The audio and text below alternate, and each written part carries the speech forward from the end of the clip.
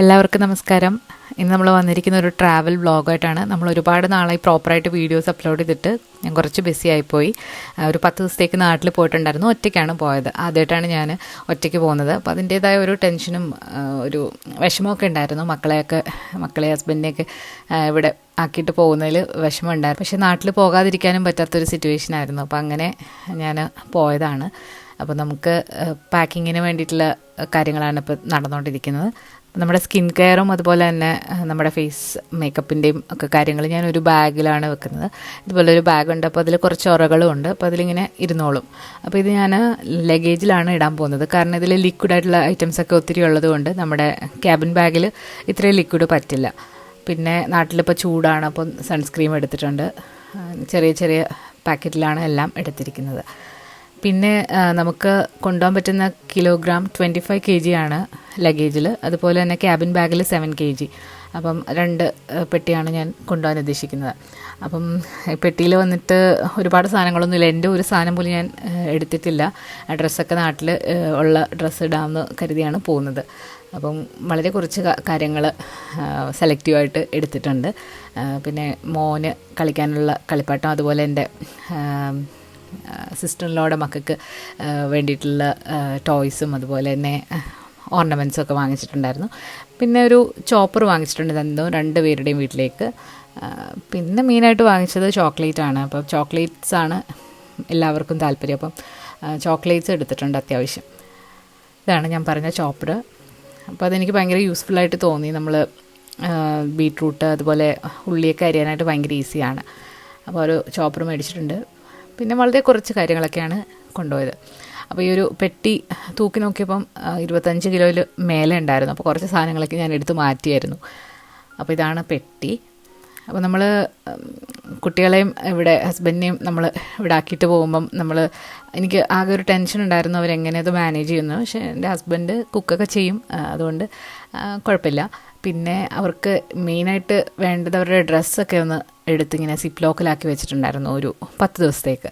അപ്പം എല്ലാം പെയർ ചെയ്തിട്ട് വെച്ചിട്ടുണ്ടായിരുന്നു. അപ്പോൾ അതുകൊണ്ട് അതാണ് ഏറ്റവും രാവിലെ പാടായിട്ടുള്ള കാര്യം. അപ്പോൾ 2 പേരുടെയും വാർഡ്രോബിൽ നമ്മൾ ഓരോ ദിവസത്തെ എടുത്ത് വെച്ചിട്ടുണ്ടായിരുന്നു. അപ്പോൾ അവർക്ക് ജിംനാസ്റ്റിക്സ് ഒക്കെ ഉണ്ടാവും. അപ്പോൾ അതാത് ദിവസങ്ങളിലെ ജിം ഡ്രസ്സും പിന്നെ സ്വിമ്മിങ്ങിൻ്റെ ആ ഡ്രസ്സൊക്കെ എല്ലാം കാറ്റഗറൈസ് ചെയ്ത് വെച്ചിട്ടുണ്ടായിരുന്നു. അപ്പോൾ നമ്മൾ പോകുന്ന ദിവസം രാവിലെ 9:30-ക്കാണ് ട്രെയിന്. അപ്പോൾ ഞാനൊരു 5:30 ആയപ്പോഴും നമ്മൾ വീട്ടിൽ നിന്ന് ഇറങ്ങി. അപ്പോൾ എല്ലാവരും എന്നെ കൊണ്ടുവിടാൻ വരുന്നുണ്ട്. മുത്ത് നന്നായിട്ട് കരഞ്ഞു ഞാൻ പോകുമ്പോൾ. മുത്ത് നല്ല കരച്ചിലായിരുന്നു. പിന്നെ നമ്മൾ കാറിൽ കയറിയിട്ട് നമ്മൾ ലുണ്ട് റെയിൽവേ സ്റ്റേഷനിൽ കാറ് പാർക്ക് ചെയ്തിട്ട് അവിടുന്ന് ട്രെയിനിലാണ് പോകുന്നത്. അപ്പോൾ ട്രെയിനിൽ എയർപോർട്ടിൽ പോകാൻ ഭയങ്കര ഈസിയാണ് നമ്മൾ കാറിലൊക്കെ പോകുന്നതിനെക്കാട്ടിലും. ഇവിടെ ഇപ്പം സ്പ്രിങ്ങൊക്കെ ആണ്. അതുപോലെ നമ്മുടെ റാപ്പ് സീഡ് പാടങ്ങളൊക്കെ നന്നായിട്ട് പൂത്ത് കിടക്കുന്നൊരു ബ്യൂട്ടിഫുള്ളായിട്ടുള്ള ഒരു സമയമാണിത്.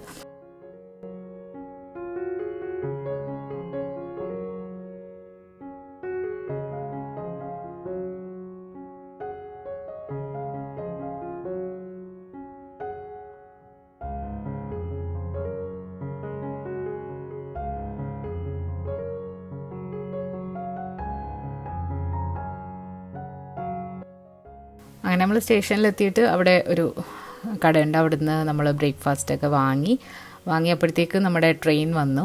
അപ്പോൾ ഇത് ഓറിസൺ ടാഗ് എന്ന് പറഞ്ഞിട്ടുള്ള ഒരു ട്രെയിനാണ്. അപ്പോൾ ഇത് വന്നിട്ട് സ്വീഡനിൽ നിന്ന് ഡെൻമാർക്കിലോട്ട് പോകും ഒരു പാലം വഴി, ഒറിസണ്ട് വഴി. അപ്പോൾ അതൊക്കെ നമ്മുടെ ഇതിന് മുൻപുള്ള ഒരുപാട് വീഡിയോസിലൊക്കെ നമ്മൾ പറഞ്ഞിട്ടുണ്ട്. അപ്പോൾ ബ്രേക്ക്ഫാസ്റ്റ് നമ്മൾ ചീസ് ടർക്കി സാൻഡ്വിച്ചും പിന്നെ മുത്ത് വന്നിട്ട് യോഗർട്ടും ഗ്രാനോളയാണ് വാങ്ങിയത്. പിന്നെ ഡ്രൈ ആയിട്ടുള്ള ബ്രെഡ് സ്റ്റിക്സും വാങ്ങിച്ചിട്ടുണ്ടായിരുന്നു. അപ്പം നമ്മുടെ ഈ ട്രെയിൻ കമ്പാർട്ട്മെൻറ്റിൽ ലഗേജ് വെക്കാനായിട്ടുള്ള സൗകര്യമുണ്ട്. അപ്പോൾ അങ്ങനത്തെ ബോഗീസ് 2 3 കാണും. അപ്പം ലഗേജ് ഉള്ളവർക്ക് അവിടെ വെച്ചിട്ട് വളരെ കംഫർട്ടബിളായിട്ട് നമുക്ക് എയർപോർട്ടിൻ്റെ ഉള്ളിൽ തന്നെ ട്രെയിൻ സ്റ്റോപ്പുണ്ട്. അങ്ങനെയാണ് നമ്മൾ പോയത്.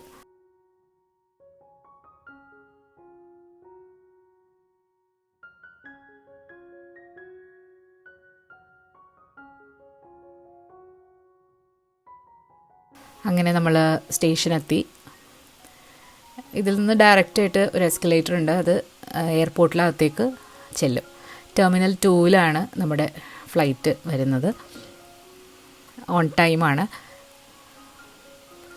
ഇവിടുത്തെ ഒരു പ്രത്യേകത, നമുക്ക് നമ്മുടെ കൂടെ വരുന്ന ആൾക്കാർക്കും ചെക്കിൻ്റെ സ്ഥലത്തേക്ക് പോകാം. അതുപോലെ സെക്യൂരിറ്റി ചെക്കിന് തൊട്ട് മുൻപ് വരെ എല്ലാവർക്കും കൂടെ വരാൻ പറ്റും. അങ്ങനൊരു സൗകര്യം ഇവിടെ ഉണ്ട്.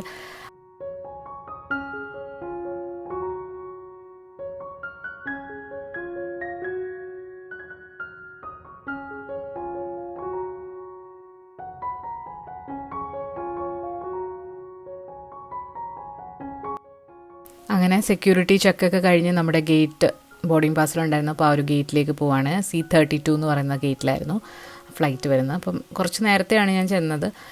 ഇൻ കേസ് ട്രെയിൻ എങ്ങാനും ക്യാൻസൽ ആവുകയാണെങ്കിൽ കുറച്ചുകൂടി നേരത്തെ പോകുന്നത് എപ്പോഴും നല്ലതാണ്. അപ്പോൾ നമ്മളൊരു 3 മണിക്കൂർ മുന്നേ ഒന്ന് അവിടെ ചെല്ലുകയാണെന്നുണ്ടെങ്കിൽ ടെൻഷൻ ഇല്ലാതെ ഇരിക്കാം. അങ്ങനെ ഗേറ്റിൻ്റെ വാതിലിൽ നമ്മൾ കുറേ നേരം വെയിറ്റ് ചെയ്തു.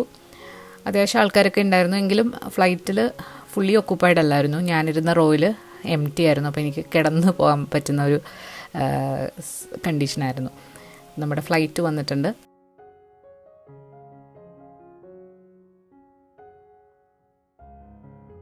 എൻ്റർടൈൻമെൻ്റ് ഒക്കെ ഉണ്ടായിരുന്നു. മലയാളം മൂവീസ്, എല്ലാ ഭാഷയിലുള്ള മൂവീസ് ഉണ്ടായിരുന്നു. ആദ്യം കുറച്ച് കണ്ടു. ഉറക്കത്തിൻ്റെ ഒരു ഇതുള്ളതുകൊണ്ട് ഞാൻ കുറച്ച് കണ്ടിട്ട് പിന്നെ ഉറങ്ങി.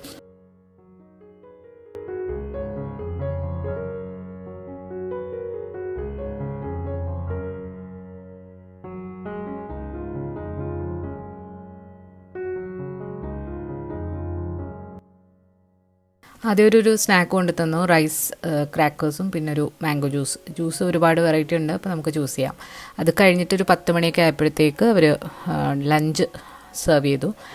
ലഞ്ച് വന്നിട്ട് പൊലൻഡ ആയിരുന്നു. പൊലൻഡ എന്ന് വെച്ചാൽ കോൺ മീൽ വെച്ചിട്ട് കുറുക്കിയിട്ടുള്ളൊരു ഇതാണ്. അതുപോലെ ചിക്കനും വെജിറ്റബിൾസും ക്രീമും കൂടി ഇട്ടത്, പിന്നെ ഒരു കിൻവ സാലഡും പിന്നെ ഒരു ആപ്പിൾ ക്രംബിളും ഉണ്ടായിരുന്നു. പിന്നെ കൂടെ ബ്രെഡും ഒക്കെ ഉണ്ടായിരുന്നു. നല്ല ഫുഡായിരുന്നു. കൂടെ ഒരു ബോട്ടിൽ വാട്ടറും കൂടെ തന്നിട്ടുണ്ടായിരുന്നു. നല്ല ചൂടോടുകൂടി തന്നെ സെർവ് ചെയ്തു. നല്ല ടേസ്റ്റി ആയിട്ടുള്ള ഫില്ലിംഗ് ആയിട്ടുള്ള ഫുഡായിരുന്നു. അപ്പോൾ ഇത് കഴിഞ്ഞിട്ട് ഇനി അവരൊന്നും സെർവ് ചെയ്തില്ല. ഇടയ്ക്ക് അവർ ജ്യൂസോ അതുപോലെ തന്നെ വെള്ളമൊക്കെ വേണമെന്നുണ്ടെങ്കിൽ നമുക്ക് കിട്ടും. അങ്ങനെ 6 മണിക്കൂറത്തെ നീണ്ട യാത്രയ്ക്ക് ശേഷം നമ്മളിപ്പം ദോഹ എയർപോർട്ടിലേക്ക് ലാൻഡ് ചെയ്യാണ്. അപ്പോൾ ഇവിടെ ഒരു 2.5 മണിക്കൂർ നേരം ഉണ്ട് അടുത്ത ഫ്ലൈറ്റിന് മുൻപായിട്ട്.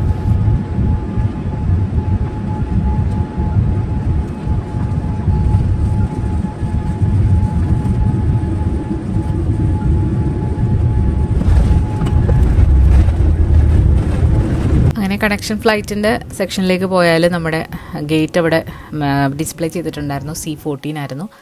അപ്പം ഒരുപാട് ദൂരമില്ല, അടുത്താണ്. അപ്പോൾ ഞാൻ നടന്നാണ് പോയത്. അപ്പോൾ ഇവിടുത്തെ ഇത്തവണ സെക്യൂരിറ്റി ചെക്കൊന്നും ഇല്ലായിരുന്നു. ഡയറക്റ്റായിട്ട് നമ്മൾ C14 അങ്ങ് പോയി അവിടെ വെയിറ്റ് ചെയ്തു. ഒന്നും ചെക്കൊന്നും ചെയ്തില്ല. അപ്പോൾ അങ്ങനെ നമ്മൾ നേരെ ഗേറ്റിലേക്ക് പോവാണ്. അപ്പോൾ അവിടെ വെയിറ്റ് ചെയ്തപ്പം അവിടെ എല്ലാം മലയാളികളായിരുന്നു. കൊച്ചിയിലേക്കുള്ള ഫ്ലൈറ്റ് ആയതുകൊണ്ട് തന്നെ ഈ ലോകത്തിൻ്റെ പല ഭാഗങ്ങളിൽ നിന്നും വരുന്ന മലയാളീസ് അവിടെ ഉണ്ടായിരുന്നു.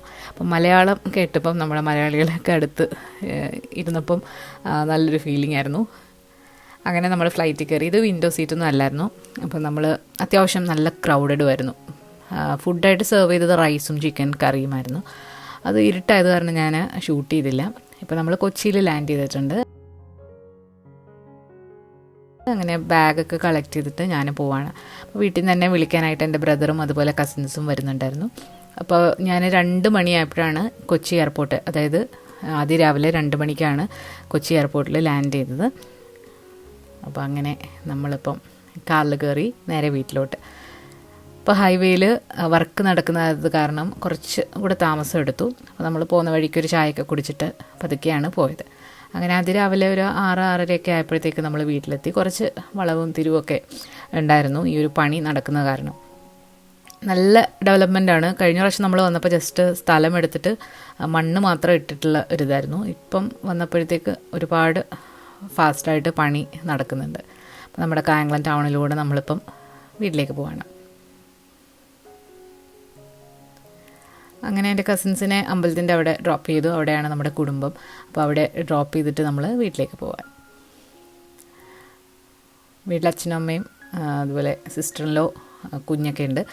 കുഞ്ഞുറങ്ങാണ്. അപ്പം അവൻ കുറച്ചുകൂടെ ലേറ്റായിട്ടാണ് എണീക്കുന്നത്. അപ്പോൾ അതിരാവിലെ എത്തി. അപ്പം അമ്മ എനിക്ക് അപ്പം, അതുപോലെ തന്നെ ബീഫ് കറി, പിന്നെ ഏത്തയ്ക്ക പുഴുങ്ങിയത് ഒക്കെ ഉണ്ടായിരുന്നു. അമ്മയുടെ കൈ കൊണ്ടുണ്ടാക്കുന്ന ഭക്ഷണം കഴിക്കുന്ന ഒരു പ്രത്യേക ഒരു സുഖം തന്നെയാണ്, നമ്മളെ ഏത് ലോകത്തിൻ്റെ ഏത് കോണിലാണെങ്കിലും. എൻ്റെ അമ്മയുടെ ഗാർഡനാണിത്. ഒരുപാട് നല്ല ചെടികളൊക്കെ ഉണ്ട്. എൻ്റെ അമ്മയുടെ ഹോബിയാണ് ഈ ഗാർഡനിങ്. അപ്പം ഞാൻ എൻ്റെ കൊച്ചിലെ തൊട്ട് പുള്ളിക്കാരിക്ക് ഇഷ്ടമാണ് ഗാർഡനിങ്. അപ്പം അമ്മയുടെ ആ ഒരു ഗാർഡനിങ് കണ്ടിട്ട് ആണ് എനിക്കും ഗാർഡനിങ്ങും ഒക്കെ ഇഷ്ടമാണ്.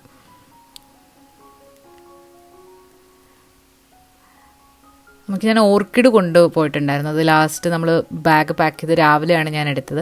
2 കളറിലെ ഓർക്കിഡ് കൊണ്ടുപോയിട്ടുണ്ടായിരുന്നു, ഇൻഡോർ ഓർക്കിഡ്. അപ്പോൾ അതിൻ്റെ വീഡിയോ എടുക്കാനായിട്ട് വിട്ടുപോയി. അങ്ങനെ രാവിലെ ഗാർഡനിങ് അതൊക്കെ കണ്ട് ഇങ്ങനെ ചൂട് ഒരു രക്ഷയില്ല. നമ്മളിവിടെ തണുപ്പത്തുനിന്ന് അവിടെ ചെന്നപ്പോഴത്തേക്ക് ചൂട് കാറ്റ്, തീക്കാറ്റ് അടിക്കുന്ന പോലത്തെ ചൂടായിരുന്നു. ആദ്യം ഞാൻ വെളിയിലോട്ടിറങ്ങിയപ്പോഴത്തേക്ക് നമ്മൾ പണ്ട് ഗൾഫിലൊക്കെ നമ്മൾ ഫ്ലൈറ്റ് ഇറങ്ങിയിട്ട് വെളിയിലോട്ടിറങ്ങുമ്പോൾ ഒരു ചൂട് കാറ്റ്, ആ ഒരു കാറ്റായിരുന്നു. പക്ഷേ ദോഹയിൽ ഇറങ്ങിയപ്പം എനിക്ക് അത്രയും ഫീൽ ചെയ്തില്ല. അവിടെ നല്ല തണുപ്പും. ഇവിടെ വന്നപ്പം ആ ഒരു ചൂട് കാറ്റ് ആദ്യം കുറച്ച് ബുദ്ധിമുട്ടായിരുന്നു. പിന്നെ മോൻ എണീറ്റു. ഞാനൊരു കേക്കൊക്കെ ഉണ്ടാക്കിക്കൊണ്ട് വന്നിട്ടുണ്ടായിരുന്നു. അപ്പോൾ അതൊക്കെ കഴിച്ചിട്ട് പുള്ളിക്കാരൻ ഭയങ്കര കമ്പനിയായി.